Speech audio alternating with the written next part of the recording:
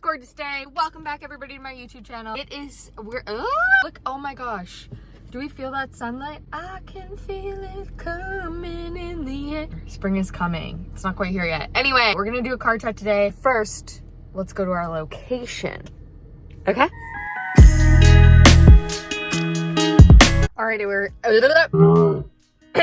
Alright everyone, I have a fresh face, so like no makeup or anything on today, and I'm gonna do this vlog style what I learned, and then I'm going to jump in the ocean. But you might see that first. I might actually switch this all around, because what I was gonna do is I was gonna go jump in the ocean and then come back and sit in my car and then go through this, which I could actually do.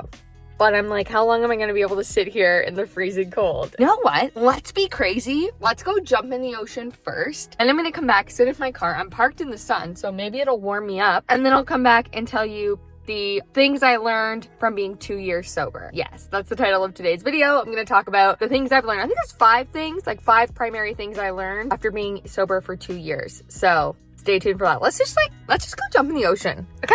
Okay. Oh, that's me. All right, grab the stuff.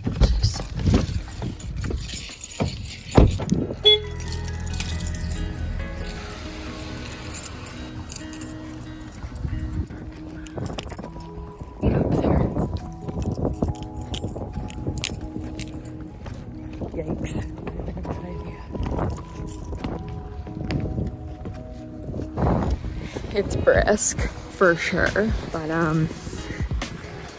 it's always worth it in the end.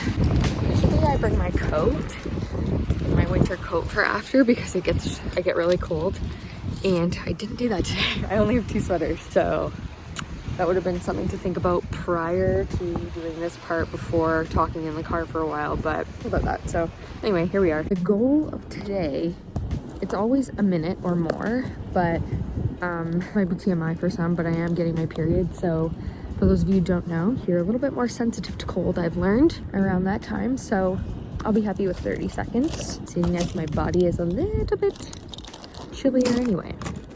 So, yeah.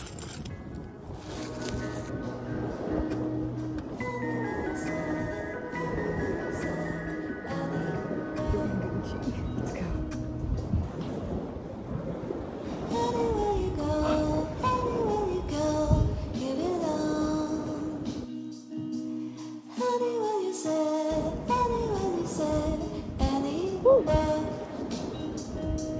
You literally name something better. I can't name anything better. It's so good. Actually, maybe if it was warmer. I still gotta get myself one of those car tripods. Until then, this is what we have. Hello everyone, welcome back to my channel. I just went and did a dip, as you saw. I have some things I learned from being 2 years sober. So, oh my. I tried this angle, which kind of gives you more of a view of me, but maybe this is better. So just forget everything I just did. Forget everything I just did, because essentially I was really struggling with the camera angle. But welcome back to my YouTube channel. If you guys are new here, I talk about things that have to do with astrology, spirituality, vlogs, anything that's like very an intuitive spiritual life vibe, okay? That's what I'm bringing to all of you. So as you just saw, I went for a dip in the ocean. It was cold. I lasted about 30 seconds today. I can do longer. Someone was driving by, but I don't know, like I said, I'm getting my period, so I was just being mindful, because you're more sensitive at that time. Anyway, I'm in the sun now. I'm nice and warm, but my toes are definitely cold. I'm gonna do a video on probably, like, I'll challenge myself and do like, I did a dip every day for a week and this is what happened. Comment below and like this video if you want to see that. Anyway, I want to talk about things I learned when. I'm going to continue on the series of what I learned when, and in the car chatting in the car. And this is actually like a decent, you're actually seeing my whole body versus just like my floating head. So hopefully this stays. But I wanted to talk about some of the things that I learned being 2 years sober, not 5. So I haven't drank for 2 years now. And a lot of people ask me why, and I've done previous videos on this on my YouTube channel when I started it out. First, I wanted to be sober curious, and I was just really interested in that movement of like trying out alcohol free for 6 months and like how would that help me. And honestly, it was a super intuitive decision to do. I was like really struggling. Like I would get hungover for like a week if I drank, and it just felt like I was like almost allergic to alcohol. Like it was impacting my life so much when I would drink that it just wasn't worth it. Like I would get anxiety for like like 3 to 4 days after. I would feel sick, have headaches for like the entire week after, and I couldn't do any of my creative projects because it just like took everything out of me. It was like, ah. And that actually happens to a lot of people who are on this spiritual path at some part of their journey. It's almost like your body or like your soul's way of being like, no, like we're gonna like take things out. So I took out alcohol. You don't have to, of course, but it's just something that was very kind of like intuitive. Yeah. It was super intuitive led, and I did it, and it was like, it was the best decision ever. But in the video I did before, I did talk about like experience of like what it was like telling people about this and dating and all that kind of stuff. But what I'm going to talk about today is a few of the things that I learned. So let's go with number one. What's the first thing I learned? Life is better not hungover. Yeah, crazy, right? Now, I don't know people who don't get hungover. I know people who don't get hungover, and I'm like, how? Like, how does that happen for you? Like, unfortunately, I am someone who gets very hungover and always has, and will be like very, very sick. And it's just like, I'm a very sensitive, like my body's super sensitive. And I was that person who was like, let's go 100%, not just sipping it.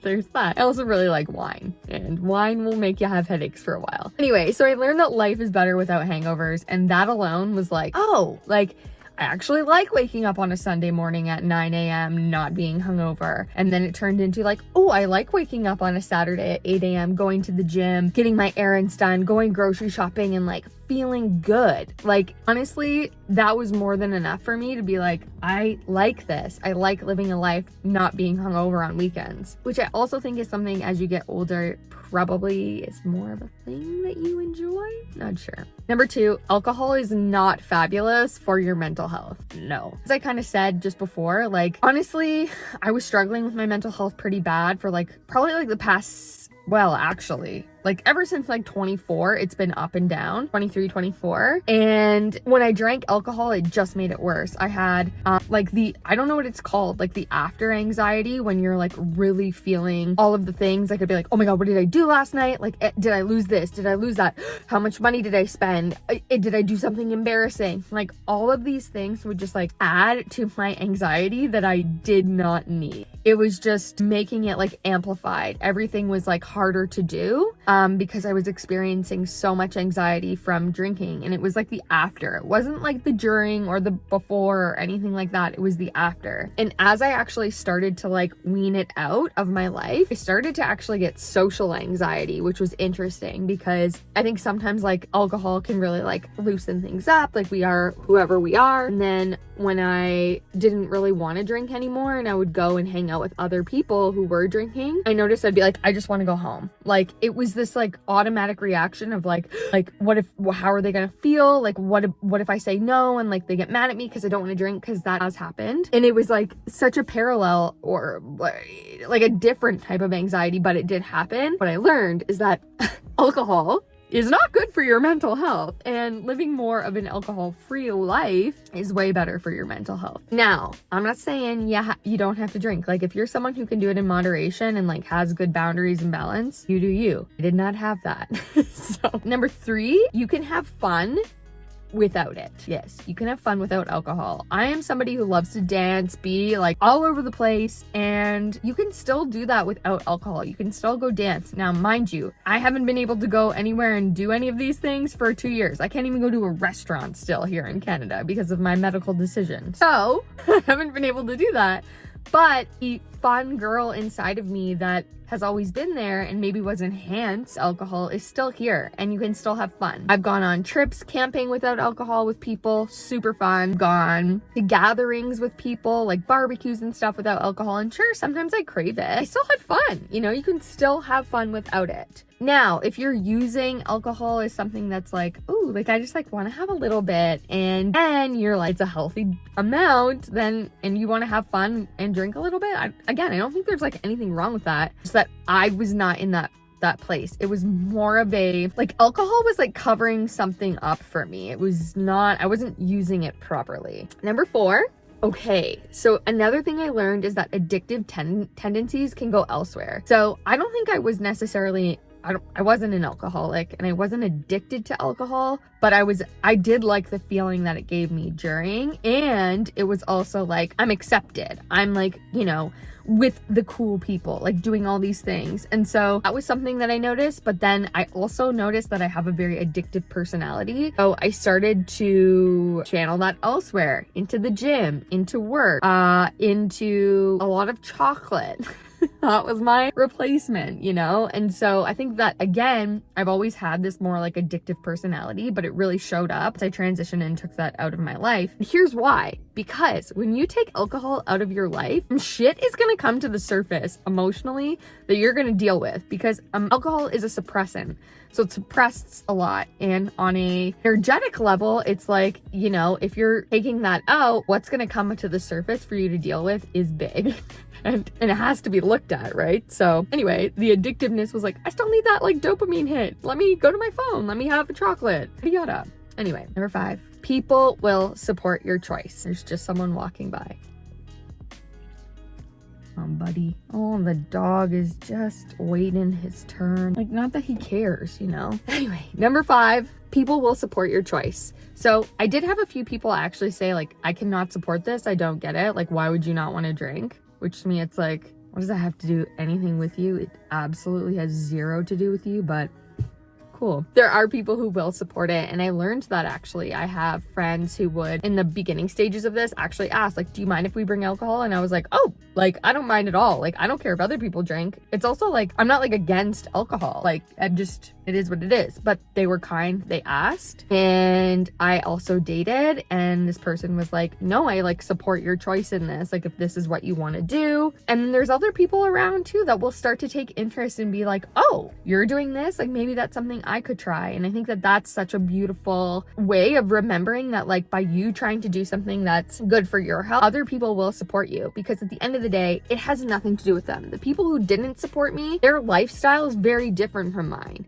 And I was growing out of that lifestyle. So, and maybe it wasn't that they didn't support me, but they didn't understand because they were living in a certain way that they enjoyed. And that's totally okay. There's nothing wrong with that. I think a lot of people stop themselves because it's like, this is socially acceptable. This is what we do in social settings. And it's like, this guy is coming back again. So many people walking their dogs at this time of day, and the dogs stop and...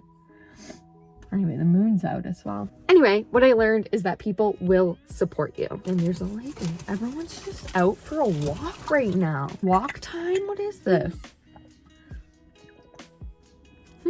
So many people. Anyway, yeah, that is what I wanted to share in terms of some of the things that I learned being sober for 2 years, not having any alcohol. It has been a journey, but it's definitely been one that I'm really proud of myself that I did and that I've tried to explore. A lot of people ask me like, Court, do you think you'll ever drink again? Honestly, I don't know. The situation hasn't come up for me to even like want to consider. Like I said, I still can't go to a restaurant or go out anywhere. So there's that. But when I do go to places like if it's with friends and a barbecue or something, I've always just brought like an alternative, like a kombucha, or there's other non-alcoholic drink beverages that you can try. Been good so far. And honestly, for me, it's like when my mental health is in a place and when I feel like stable and in a good place mentally and emotionally, then I will reintroduce that into my life. And it won't be to the extent that it was. Then I will be all like, oh, okay, I can have like a Summersby or whatever, like a cider, some friends. Okay. But never like it was. And again, I need to be like at a place emotionally and mentally where that is not going to be something that affects me. Isn't going to make me have hangovers for weeks at a time. Because like I said, it actually felt like I was poisoning myself. Like I was so sick. Like I was just so sick from it that my body was like, no, like you're rejecting this. Abort mission. Get out of here. Really, that's what it felt like.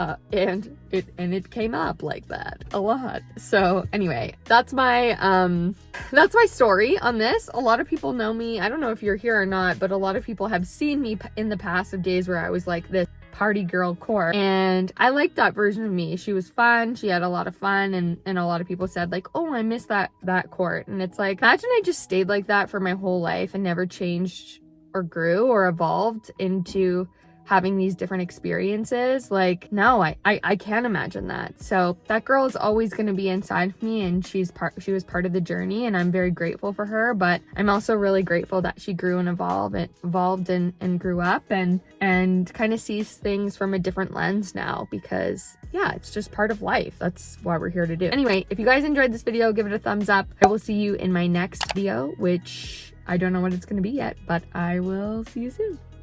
Go live your dreams. Bye. What is this angle? Like, I have no idea. Anyway, ugh, annoying.